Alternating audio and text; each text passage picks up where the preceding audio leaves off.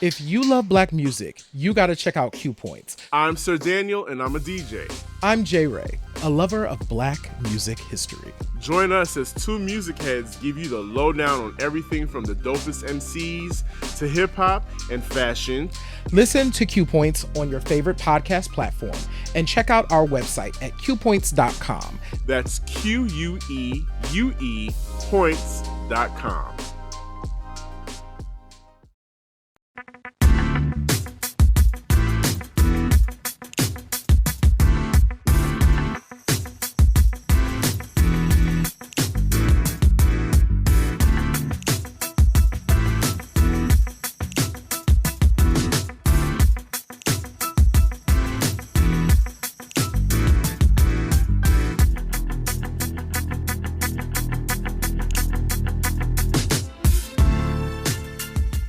Yes, welcome back to another episode of Q Points Podcast. I am DJ Sir Daniel. And my name is J Ray, sometimes known by my government as Johnny Ray Cornegay III. Good evening, folks. Yes, J Ray, listen, this episode right here, if y'all know me, you know there's only a few things that I'm a complete nerd and a stan about. And this episode, the topic of this episode is one such topic. I promise I'm not going to go overboard. I promise I'm not going to talk too much or talk over my co-host here, but it's about to go down on this particular episode. And I am so happy that you are here, J Ray. I'm especially happy that you are here to share this with me because you really are the one that put the battery in my back and was like, we need to do this show and we need you to nerd out over this particular topic. Yes, like I am so excited. I'm going to learn stuff tonight. This is probably the one show I'm gonna go strictly off feeling because I didn't even go into like my research bag and like try and find out all this history. I'm like, I'm going to listen to Professor Uncle Sir Daniel. And we're going to have a good time. This crew doesn't get a lot. I haven't read a lot, and definitely haven't seen a lot that talks about this crew. And I think the fact that Hurby's Machine was released in 1988, so we're at the 35th anniversary. Yes. Means we need to spend some time here, especially given the conversation that we had about House Party. So we just scratched the surface on Kid and Play's impact, and now we get to dive into where that even came from. So I think that's fun. Absolutely. But before we get to all of that goodness, we have some business that we need to take care of because the listener needs to know what they can do and what they need to do to support us, support Q Points, and make sure that we continue to bring you quality show episodes like this one. And tell them exactly what they need to do, J Ray. Absolutely. So all of y'all, wherever you are listening or watching at this moment, the first thing that you can do is hit the subscribe button. That is the easiest way to support our show. And then the next thing that you can do, that's also absolutely free, is sharing the show with your friends. So go ahead and hit the share button, send them a text, send them an email, send them a DM in Threads or whatever. You can't send DMs in Threads, so don't send a DM there. But send them a DM somewhere and let them know about Q Points, because if you love it, they'll probably love it too. If you want to go a step further and are like, yo, I want to keep the lights on over at Q Points, you can become a member, a Q Points Insider, by visiting our website and clicking the subscribe button. And that really does help to support us as well. And you can shop at our store, store.qpoints.com. And one last thing that you can do, and this is also free, is join our mailing list at magazine.qpoints.com. We are now doing 2 emails a week, which are giving you information that's kind of behind the scenes about the show. Yes, we'll of course talk about the shows that we've done, but we'll also give you some behind the scenes information too. So that's another way that you can support the show.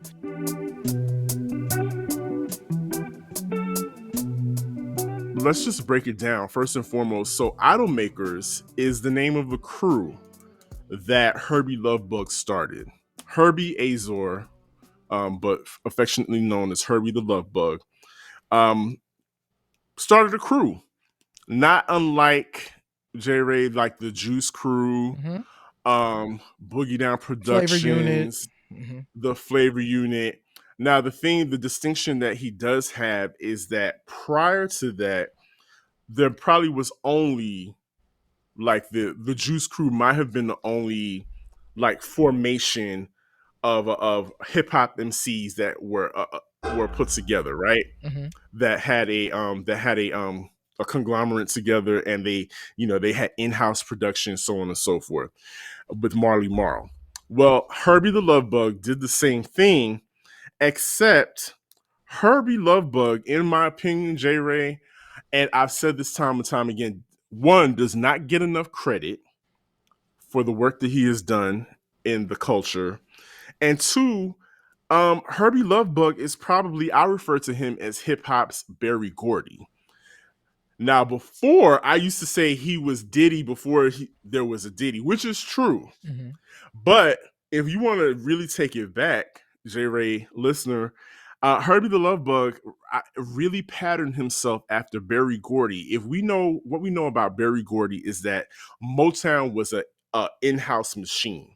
Everything was there, right? Producers, songwriters. But when it came to rap music, to the actual music of the culture, people were pretty much putting out 12 inches and just doing their thing they were like blank 12 inches, no artwork, not a lot of photography so that you can know who the artist is, what they look like.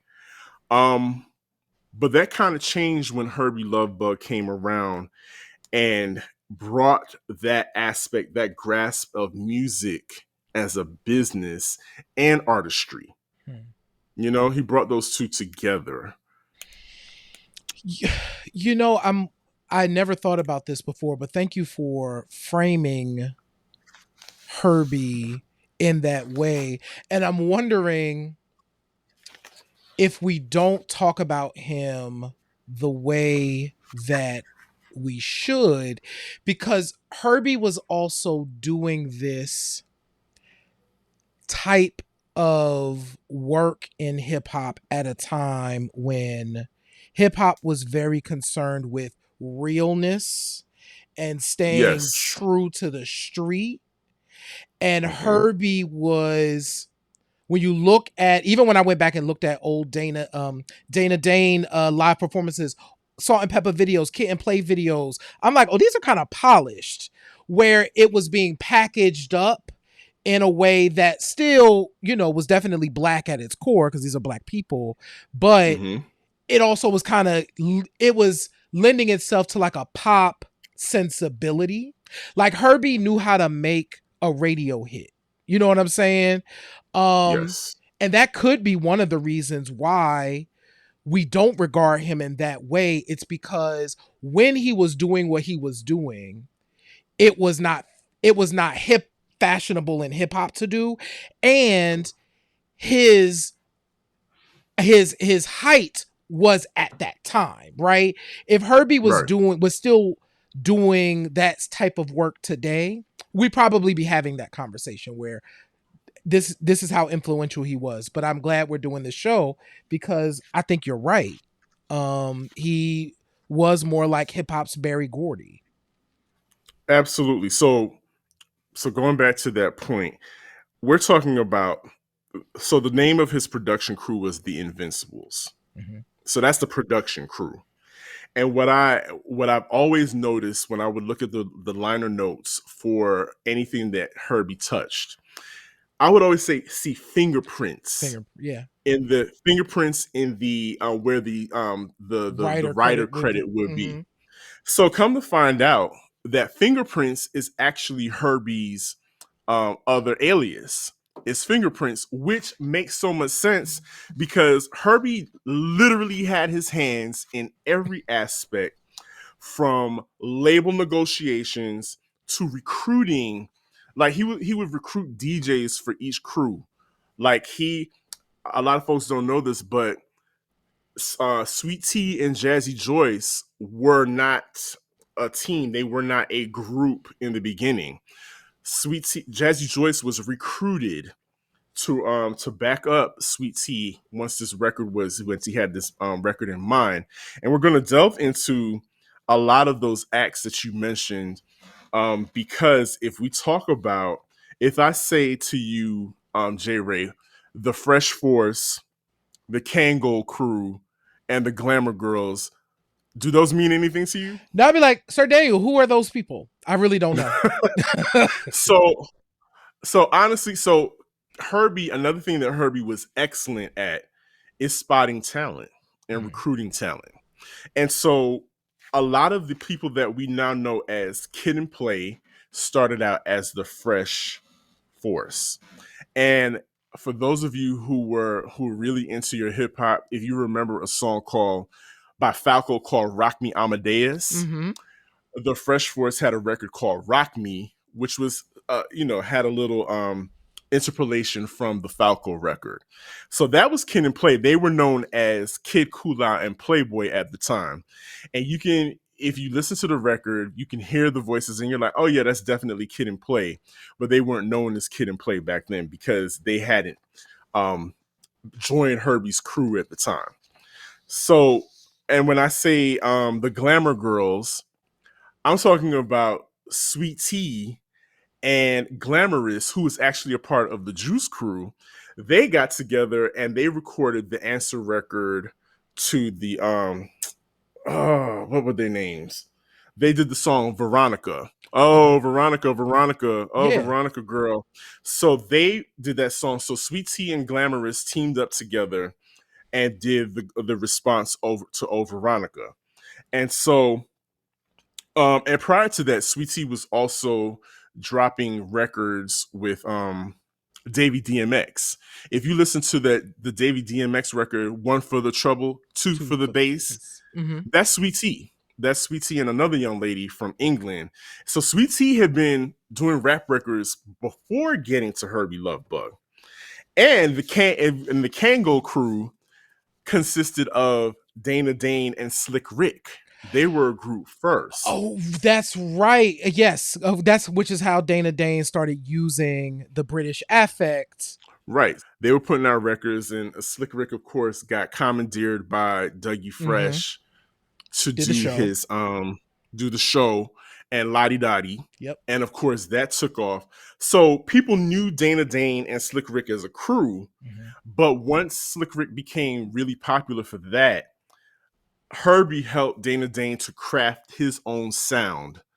And that's how we got records like Delancey Street and of course Nightmares, where Mm-hmm. he was able to craft his own sound and craft his own image aside from Slick Rick. So I said all that to say is that Hurby and that eye for talent, yes, these people were already established, kind of, sort of, but he took them to another level. He Yeah. took Kid and Play.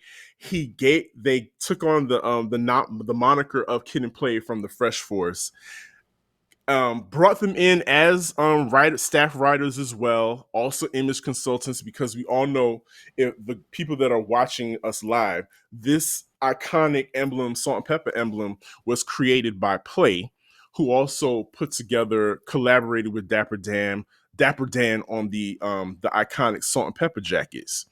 So we had all of that in house under the Idol Makers crew. And like I was saying, we really have to look at Hurby as part of the imprint, the blueprint of what it means to recruit hip hop. If you think about it, J Ray, hip hop is based on it's almost like a pyramid scheme.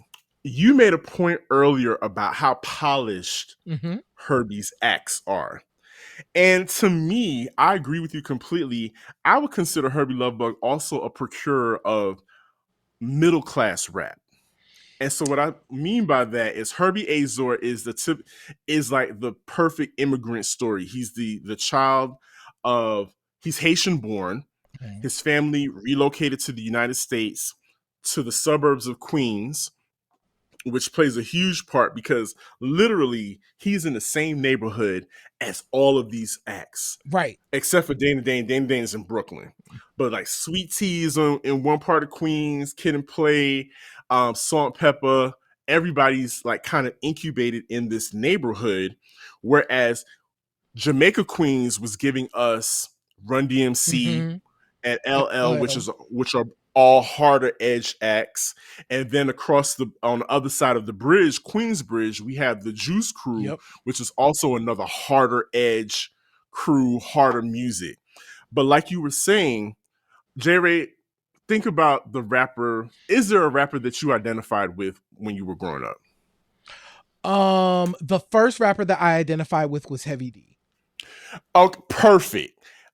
Well, why do you think you why did Heavy D resonate with you? One, I could see myself in him because I was a chubby kid, right? But Mm-hmm. two, he could rap, but when you're a kid, you're looking to have a good time and you're looking to have fun. He could rap, but he also had just like party records. Like, we was Mr. Big Stuff in and like doing all of that other stuff. So yeah, that was why I like kind of identified with him. Like it wasn't to this or to that. It was like right in the middle. And my parents could get into it. Exactly.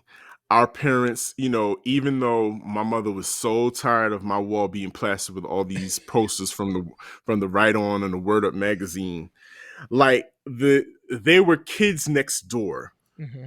If I was old enough and lived in Queens and Elmhurst at the time, I probably would have hung out with those guys. I would have Yeah. hung out with a Kid and Play because we all came from middle class backgrounds. Hurby is like pioneering in all kinds of boxes here. He's like checking off a lot of boxes, and I don't know if it was intentional or not. I would love to pick his brain. I know he doesn't do a whole lot of interviews. He doesn't do a lot of public appearances at all. But I would love to pick his brain to see if that was intentional or not. What was intentional though was his relationship with Cheryl James, who we know Hmm. as Salt-N-Pepa. And Jared, when we think about the term power couple, who do we think of immediately? I mean, Jay and Today. Beyonce. Boom. But when you think about it, who was the first hip hop power couple? Hurby and Yeah. Cheryl. Hurby and Cheryl, when you Yeah. think about it, I because now okay, I would have okay, on the other yeah, end, I would have picked Joe and Sylvia Robinson. But no, really, but for real, yeah. Herbie and Cheryl. Huh. Because Cheryl was in front of the mic. We knew who Yeah. she was. Hurby was their deaf dope producer, as it's written on all of the back of their album covers. Um, is well known as well, and it's like, yeah, and he never hit it. He Mm-mm. never hit it. It's written actually on the album Herbie's Machine. At the bottom, he gives her a special shout out for being his woman and all that other Mm-hmm. good stuff. But like a Berry Gordy, you know, Right. Herbie had a relationship with the who would be considered the leading lady in his rap group. Yep. And so, for better or for worse, that was a thing. They had a relationship, and it really gave us some good music. I think they gave us hip hop's first power couple. Did you know that the showstopper was originally supposed to be a duet between Herbie and Salt? I had no idea about that. So how did this become a Salt-N-Pepa song? I'm really curious about that. So they touched on it in the Lifetime movie. That's one of the things I appreciated about the movie was that, getting to that piece of history. They did touch on that. They actually went to the scene where he's like trying to record this answer record because Herbie's a businessman. Herbie knows that the best way to get attention is to do an answer record. So Yes. he's picking on The Show by Yeah. Slick Rick. and Dougie Fresh. So he's like, okay, I'm gonna get on by answering this record. So as much as he tried, something just wasn't happening, and he had Cheryl there, in the studio, in the bedroom studio, Mm-hmm. Of course. working on this Mm-hmm. record, and it just wasn't clicking. And Sandy Peppa Mm-hmm. was always around. It's well known she used to annoy him, and he just thought she was a big pest. But he was like, you know what? I get it was just one of those things. He was like, you know what, let me just try this. And he told her to get in he was so annoyed by her, she was getting away. He was like, you know what, get in the booth with Cheryl Mm-hmm. and read and try to rap these lyrics. And he, through a lot of coaching, Mm-hmm. told them both, okay, this is what I want you to say, and this is how I want you to say it. And it went to tape. And here's another reason why Hurby was such a go-getter. Hurby knew all the power players. Mm-hmm. Hurby had a relationship with Marley Marl, Right. who was at BLS Mm-hmm. working with Mr. Magic, who also before that I think had another rap show on another like an underground radio station, but was primarily he was working with Mr. Magic at BLS, which was a huge look back Yeah. in the day because of course hip hop was only played at night At night. Mm-hmm. and on the weekends. Mm-hmm. So the showstopper, it was actually a school project for Hurby, and he just needed this to be done, so he got his girlfriend and her bestie to hop on the record so that the project could be finished. He liked it, gave it to Marley Marl, and but also had to turn it in, but also gave it to Marley Marl to see if it could get played on the record on the radio. Marley Marl played it, and of course it went berserk. Cheryl and Sandy became the Salt-N-Pepa MCs because at first they were Yeah. Supernature, but because of the lyric in the song, Mm-hmm. because we the The Salt and Salt-N-Pepa Pepper MCs, MCs. that's how people always say, I want that record by them Salt-N-Pepa girls. Right. And That's the that's how way they things became happen. Salt-N-Pepa. Yeah. You know, and it's interesting that Marley Marl plays a role in this because, of course, Marley also understands the power of the response record because, of course, Roxanne's Revenge was, Roxanne was rapping on his creation. So he Mm-hmm. understood what this meant to put this record on, too. So that's an interesting piece of history as well. Absolutely. And so one thing, before we segue into the next piece, we're talking about the relationship between Hurby Luv Bug and Salt. Um, Again, in the movie, it was well documented that their relationship, of course, got rocky towards the end. But what he did do for hip hop and do for Salt-N-Pepa was, I don't know if it was because she was super jealous and was always up under him while he was in the studio, but Salt learned how to produce Yeah. by just being shadowing Hurby.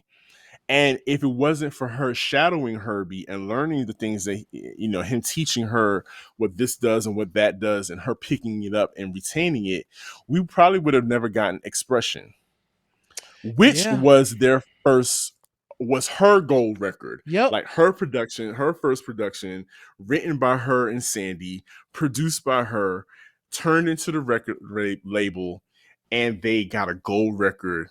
She got her first gold record just by learning at his feet. Man, that's dope. That's dope history as well. It just, I don't know, it never ceases to amaze me how much nobody talks about him, because there are a lot of things that went down in hip hop that Hurby was there at the nexus of, and at the creation. So we've got Idol Makers, which is a crew, a polished crew, middle class Mm-hmm. kids rocking, looking preppy, but still rocking the gold, to be fresh and fly, performers that have really catchy records, Yeah. that are danceable, that people can sing along to.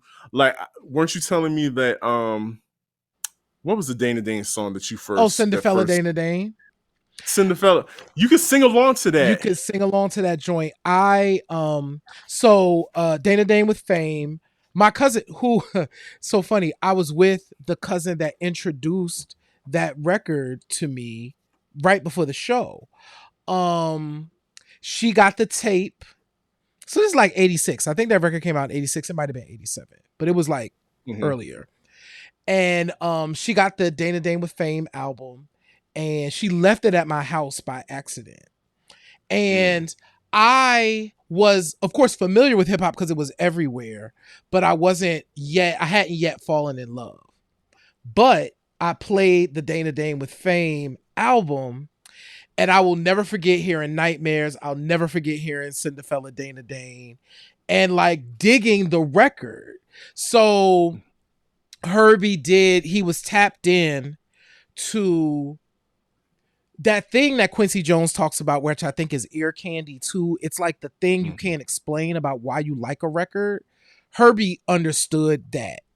But also, I think one of the reasons as well why people probably don't talk like him is to your earlier point, he doesn't do a lot of interviews, conversations. Like, I've never seen anything like that for him. And when you're in this era, like, people need to see you to know that history. But I think that's why Q Points is here. Like, the hope is that now folks will go and they will start digging into some of these records to hear what Hurby was doing.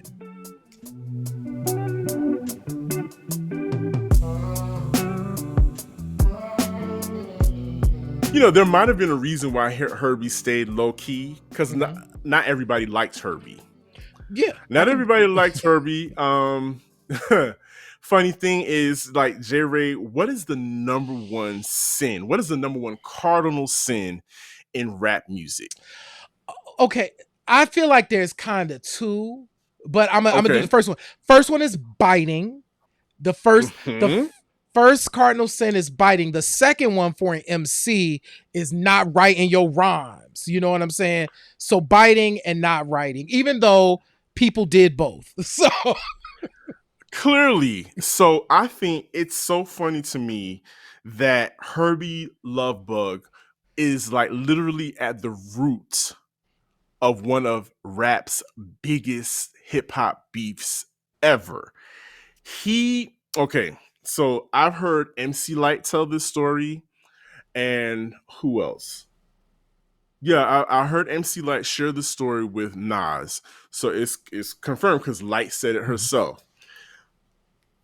The reason why Antoinette, who is the only MC from the Bronx on the Invincibles, on the Automakers roster, was kind of thrown into a battle with MC Lyte was because Hurby Luv Bug was working with up and coming producers, and two of those up and coming producers, if I could speak today, two of these up and coming producers was the the Audio audio 2 too.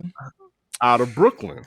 Oh, you can hear the So, similarities in the production. I'd never put that together before. so listen, here's the thing. So they were working on a beat. They were working on a record. They had come up with a concept for this record.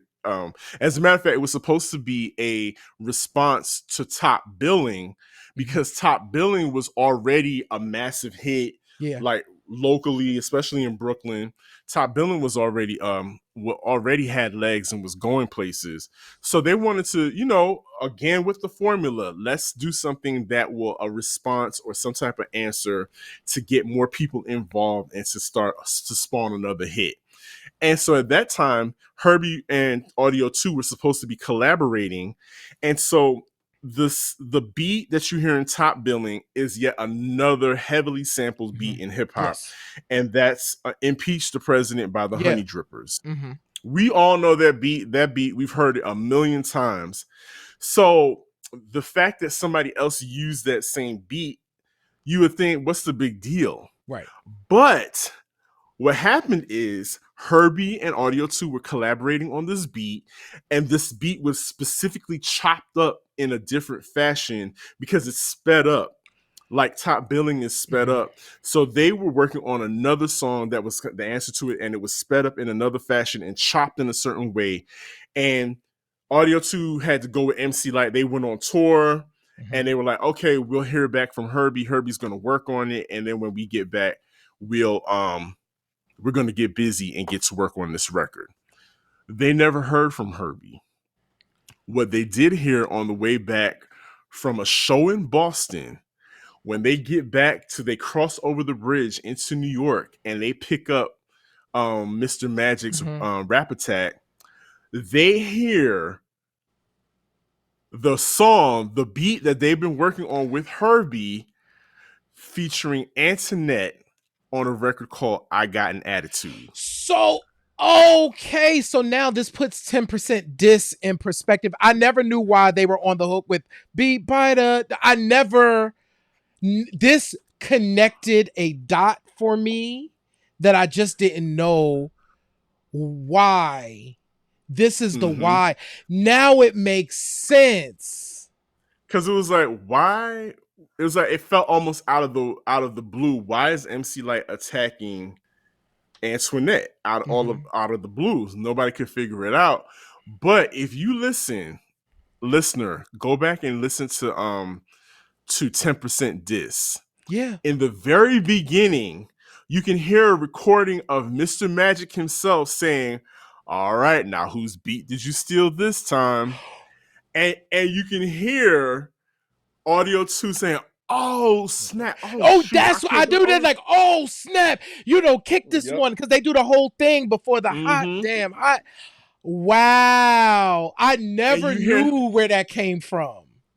them say, let's put light on it. Word. Yeah, Because they didn't want two guys attacking this girl. yeah. Because it would just look crazy for two dudes to be trying to diss a female MC. So that is how this for its time was a major diss war between MCs, between female MCs at that. But and here's the part though that oh my heart breaks for Antoinette because that starts her off in a beef that she didn't have nothing to do with. Had absolutely nothing to do with. And then according to her book, her memoir, she said that she was placed on the record not knowing the circumstances behind the record, but made to put out this record, which to me is probably one of the hardest 12-inch singles from a Hot. woman MC ever. Yeah. I mean, just a bare beat and her Yep. spitting because she was crazy. Yeah. Antoinette is, I mean, one of the dopest MCs out, right? Mm-hmm. So it puts her there, but she was told that she couldn't respond. They told her not to say nothing because I don't know if maybe Hurby is feeling some kind of way that he realizes, oh, maybe I'm the cause of this. I don't want no friction. But she was told, don't say anything until she left her management. Because you can see the album right behind you, her debut album, Who's the Boss. Hurby Luv Bug is actually nowhere on that She album. was gone from, and I never understood that either because this is only like a year or so later, and she's Right. already out of the camp and has moved on to another crew. And now it all Mm-hmm. makes sense because I'm sure she was like, yo, Like, what's man, the yeah? And so then she was like, well, now that I'm not with Hurby, I'm going to engage in this Gage. battle, which did not work out for her. No. Great rapper, great MC, great. To me, I love that album, Yeah. but because MC Lyte already had such a huge following, And a it just didn't machine. bold the machine. And she had a machine behind her. She had Atlantic Records Yeah. behind her, whereas Antoinette was on a subdivision, Yep. a sub label of another label of Yep. another label. She was actually signed to a production deal. She wasn't Yeah. even a full-fledged signed artist. So that's one of those heartbreaking stories to come out of that whole idol makers camp. And she really deserves a lot more than what she had gotten. But yeah, Hurby Audio 2 wasn't the first to call Hurby out. Like Craig G also called Hurby out on the Duck Alert record. If you've ever heard Duck Alert, he plainly says, not Hurby, because Herb's a beat biter. And also, which is like a little dig, also uses Antoinette sampled in the record saying Duck Alert. So not everybody loves Hurby. Not everybody loves Hurby. As a matter of fact, you one of the MCs that I always talk to you about and always wonder where she is, LA Star. LA Star, another Bronx MC, was like, had no problem. She was on the B-Boy Records label, and she was on the compilation B-Girls Live and Kicking. And one of the records that she has on there is calling Hurby out. Well, really, it's a Salt-N-Pepa diss record, but it's called Write That Rhyme Hurby. Because Hurby is in charge of everything. Hurby's producing, he's writing, everything. So that kind of left Salt-N-Pepa open for that attack from LA Star on this whole Write That Rhyme Hurby record. And it's one of those things, it's like, damn, Salt-N-Pepa really, if not for them having hit records and having more, and people knowing who they are more than the LA Star, that really could have hurt them, hurt their career, hurt their reputation. But yeah, because Hurby was definitely a Svengali at this point. He was in charge of everything. And so I said all of that to say we spent a lot of time in this beginning because Idol Makers is Hurby Luv Bug. Yeah. And Hurby Luv Bug is synonymous with Idol Makers. Like I wanted you listeners to know the full impact of what that man was doing behind the scenes to really put these kids on, these teenagers on from Queens, to literally change the culture and push hip hop forward into a more more iconic phase, because was not for him, we wouldn't have gotten House Party. Yep. And again, if not for him, we would not have probably the only remaining and still feasible and successful female hip hop groups ever. Twere not for her. I said twere, y'all. Were not for Hurby Luv Bug Azor. And so that, now you and I, we were talking about Hurby. You talked about the album, Hurby's Machine. And we're going to get into that on the other side of this break, because you finally got a chance to listen to it. I got to listen to it. So yeah, we're going to talk about the record after we come back from this break. But I want to shout you out though for this like amazing history that you just dropped. You connected so many dots for me about the why, and because I will never forget. I remember when I had the 10% disc 12-inch, and I remember the world premiere, and then you can hear them in the back and kicked it. It makes so much sense now. Thank you, Professor Uncle Sir Daniel, for giving the kids what they needed. And we'll see y'all on the other side of this break. What's the word, everybody? It's your man, Mr. Al Peter, Mr. Peterson's Neighborhood, and the NPN Network. And I'm here today to tell you about what the NPN Network consists of.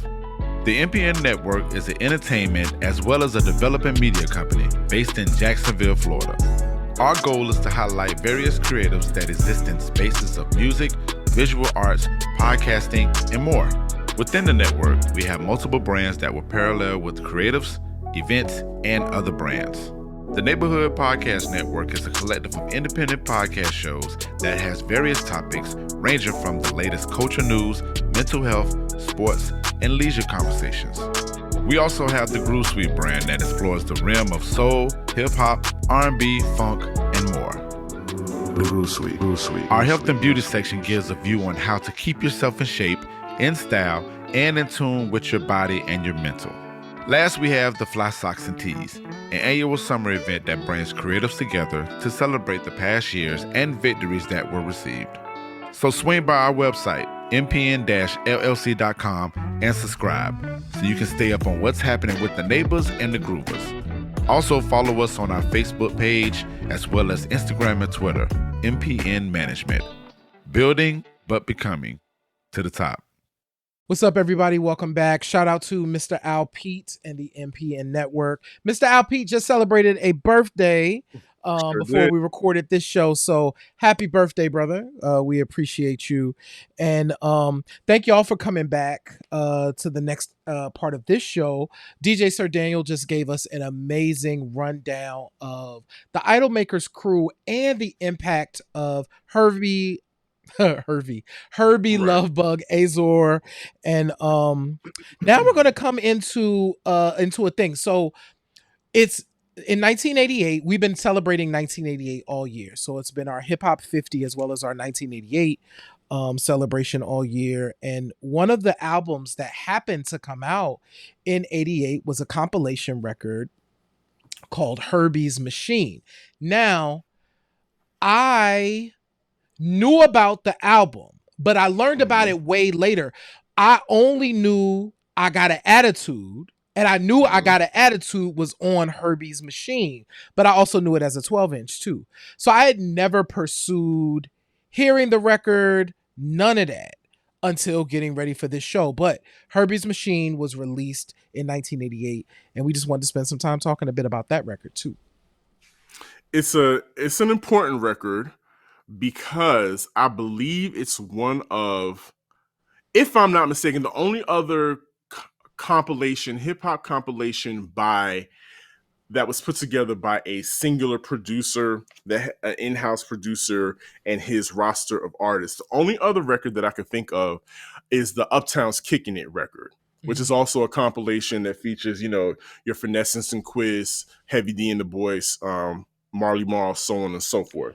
That's the only one, and I'm willing Because to Marley venture. I think Marl hadn't come out, like the what was it, the In Control record with the symphony that hadn't come out yet, had it? no, Mm-hmm. that came out before that because Base Game, the Finesse and Quiz record is like a 1986 release, if I'm Okay. not mistaken. So I think that might have come out before. But like we're saying, Hurby Luv Bug, and before I go further, J Ray, we can't not speak on how Hurby Luv Bug interpolated go-go music Mm-hmm. into hip hop. I'm not saying he was the first and only person to do it, but his touch Yeah. gave us some really classic records. My Mic Sound Nice is a go-go record. Mm-hmm. Hands down. Samples the Junkyard Band. Yeah. And that doesn't get more go-go than that. And what's unique about that too is, yes, there are a lot of samples in this stuff, but there wasn't a lot of that in hip hop at the time. Because when I'm thinking about 88 in hip hop, you of course have Hurby Luv Bug, you have what Marley Marl is doing, you have Mantronic, who's out there doing stuff as well. And this stood separate. This was like a different sort of thing. Hurby had a unique touch, and I think his unique touch was the go-go influence. Absolutely. So I just wanted to make sure that we, shout him out for that because I can't think of prior to that, a lot of records. Well, no, again, there were some records that had Mhm. a go-go influence, but he brought in go-go bands, Yeah. and they went on tour with go-go bands. That's how we got the Salt-N-Pepa and Mm-hmm. EU Yep. collaboration of Shake Your Thing. So, shout out to him. So, the actual album Hurby's Machine was released on Soundcheck, which was a subsidiary of Next Plateau Records. So, like I mentioned earlier, Soundcheck was the home of where Antoinette was doing her 12 inches were released. So I think, like I said earlier, Hurby was also negotiating these deals and brokering these deals and getting, We know how you that works know, out. exactly. And, saying, listen, you allow me to put out a record, I'm going to give you the follow-up to Salt-N-Pepa's records. Because at that Mhm. point, after the Showstopper, we got what did we get? After we got the Tramp Showstopper, we got My Mic Sounds was Nice. nice. Mm-hmm. We got I'll Take Your Man. Mm-hmm. And those were like street records. They did okay, but they weren't that hit. And so, like you just said, Tramp was going to be the next release for Salt-N-Pepa. But as legend has it, Hurby was like, Hurby's always thinking ahead. Mm-hmm. We need something on the radio. We need a hit. We need something that's going to be infectious. Yep. And that's how they were at Fresh Gordon's apartment recording that song. And they're in his bedroom, and they get that, they do the keyboard, dun, dun, dun, dun, dun, and everybody's like, "What is this? This is a pop record." and that's probably exactly why everybody was scrunching up their faces, like, we just did "I'll Take Your Man. You want us to do this? Sure, whatever." So they went into the bathroom and recorded this hit. So I think Push It was gaining some traction, right? As a 12-inch and as the B-side to Tramp. Mm-hmm. And Tramp was flipped over by a DJ out in San Francisco. That's a legend. Everybody knows that story.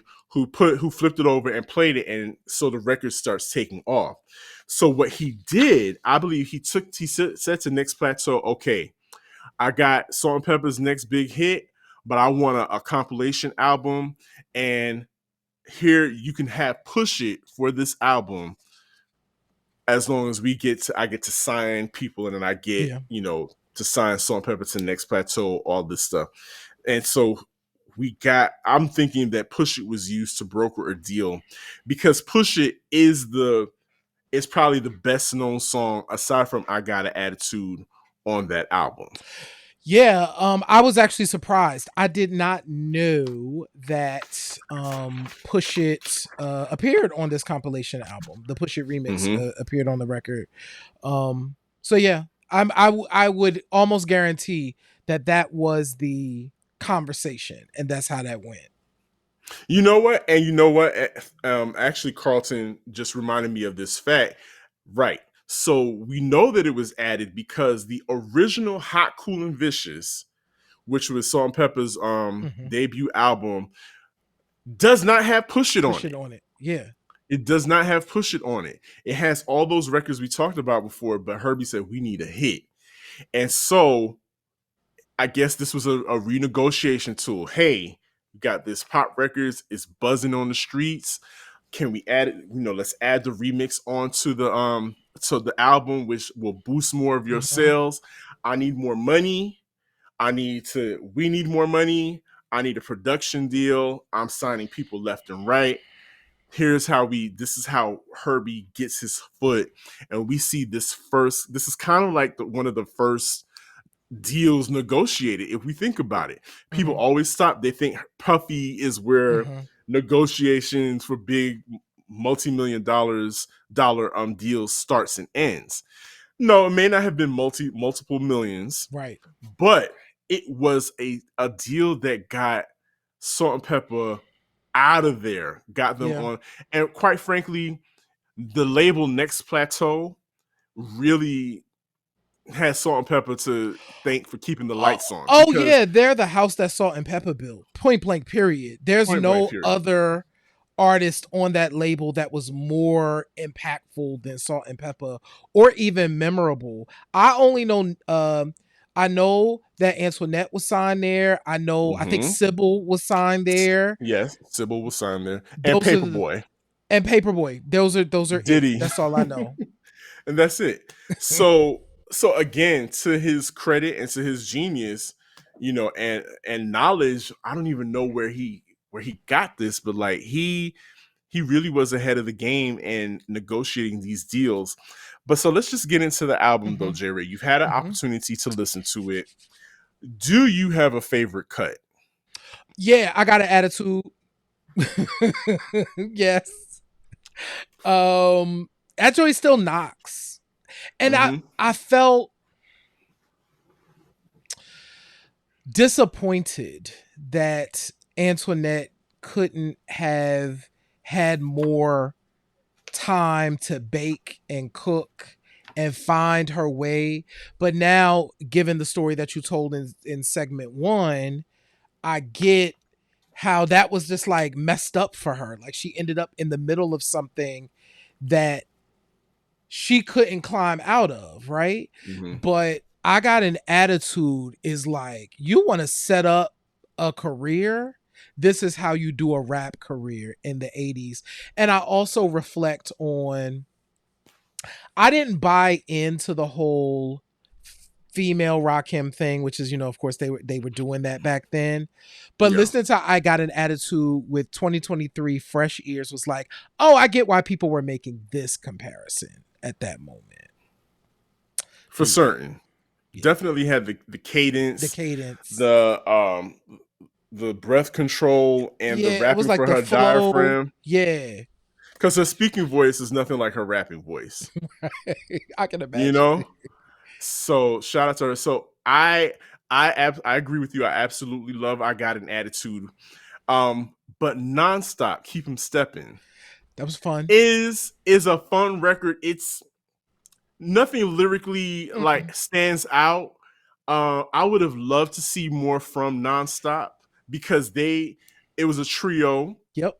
Um, I don't know if there was another nonstop, a group called Nonstop, which was another group of female MCs that had a 12-inch on Tommy Boy, and Jazzy Joyce actually backed them up. They mentioned her on the record, the Nonstop Trio, or no, Sweet Trio, or they had a record called Nonstop. I can't remember right now, Mm-hmm. but I said all that to say I wish that they could have gotten another chance because I would have loved to have seen what another women group out of Hurby's camp would have looked and sounded like. Yeah. Now, Carter's Cut, now what we learned from the biopic, from the Salt-N-Pepa biopic, that maybe Salt had put the kibosh. We don't All know. of these, right? Because so she was like, I don't know who are all these girls. They spoke Right. who hell, We remember the she gave girls. Right. Latoya Hanson, who was the original Spinderella. Salt got her all the way up out of here for even looking at Hurby. So She's on who the cover, knows? by the way, for How Cool and Vicious.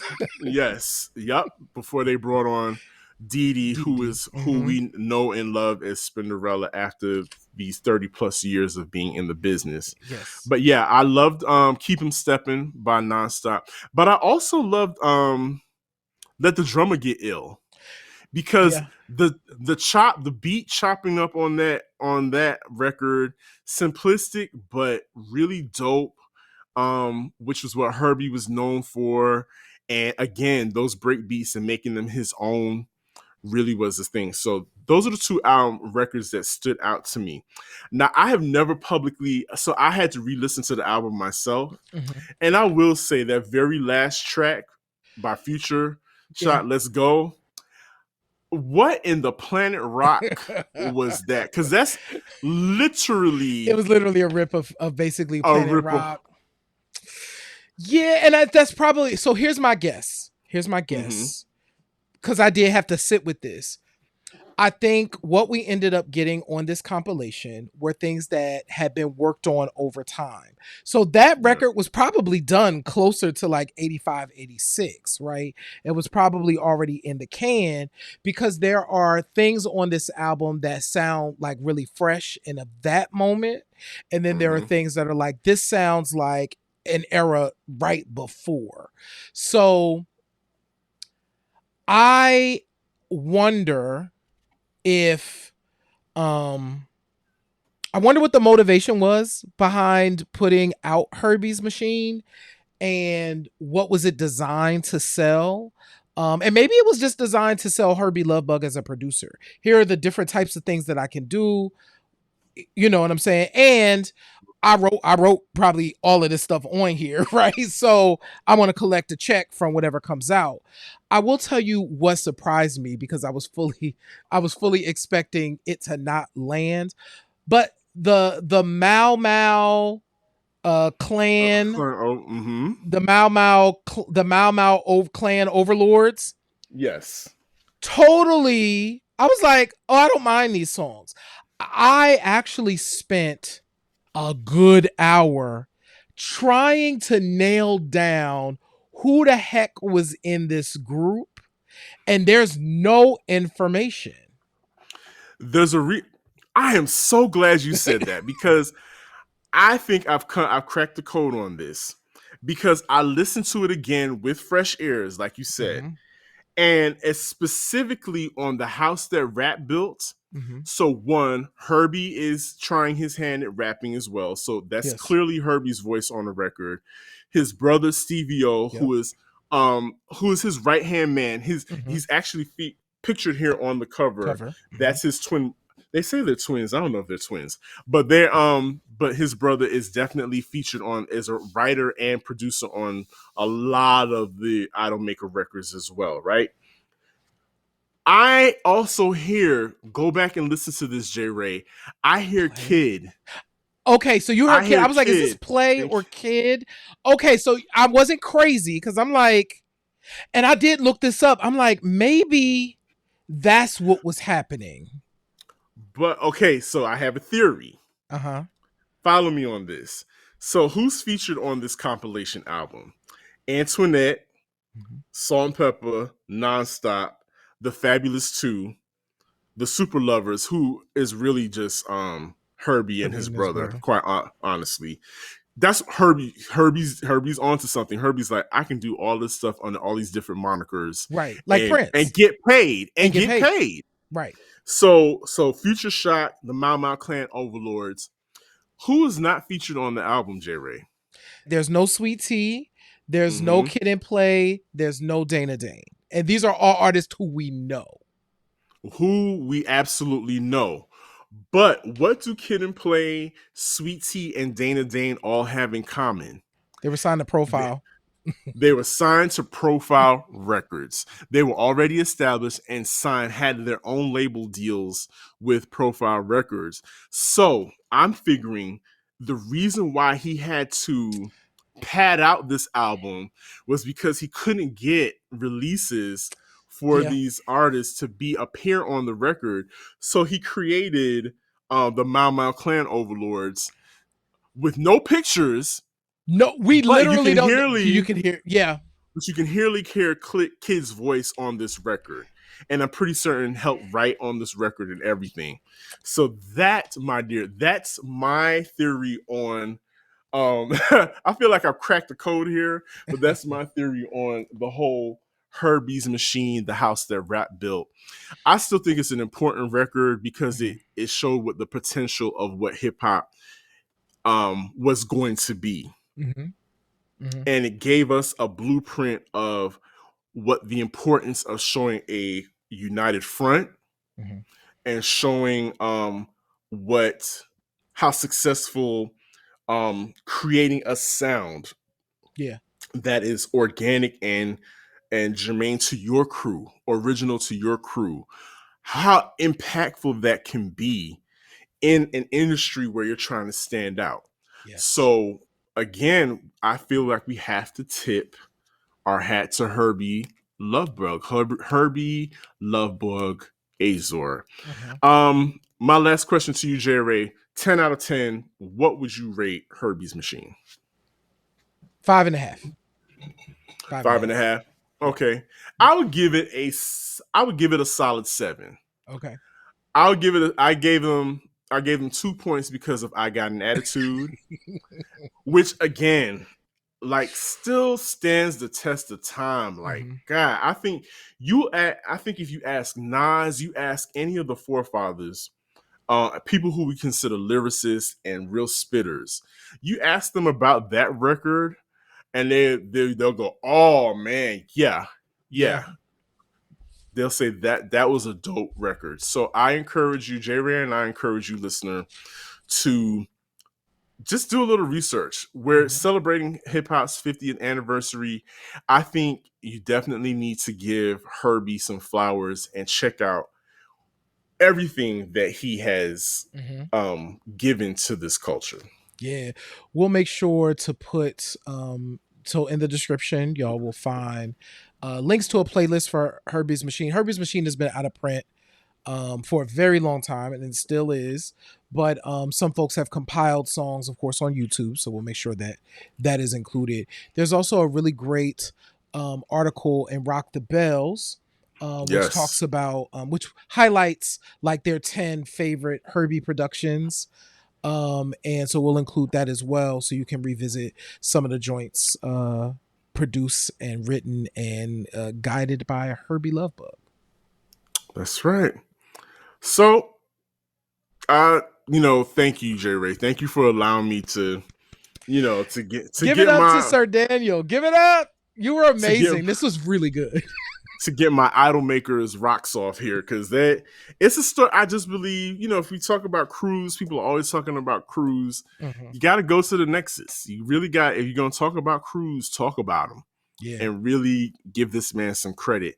J Ray, just let the listener know what they need to do, because the listener needs to give us 5 stars. This was a 5-star show. Oh my God. You absolutely should give us 5 stars. So thank y'all so much for being here. As we said, if you are listening, if you are watching, go ahead and subscribe wherever you are. And definitely leave us reviews. It is incredibly important that we get your reviews, we get your star ratings, because that is ways that people get to discover the show as well.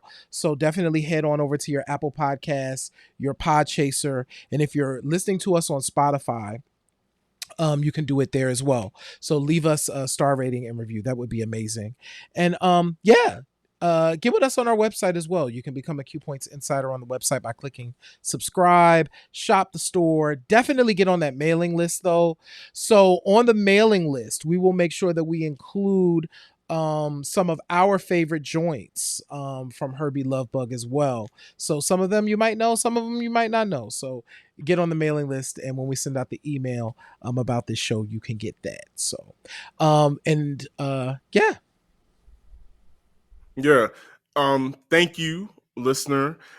Real quick, I know we did not say anything about Kwame, but we didn't. Yep. We did not, but the reason is Kwame came way later. For all intents and purposes, was his own man, his own machine. Yeah. Kwame did a lot of his own production and came to Hurby with a lot of his own production, but he is definitely part of the Idol Makers crew and a part of that legacy and heritage. Jackie McGee, one of my favorite records by her, is done by Hurby Luv Bug, called Skeezer. So he's exactly.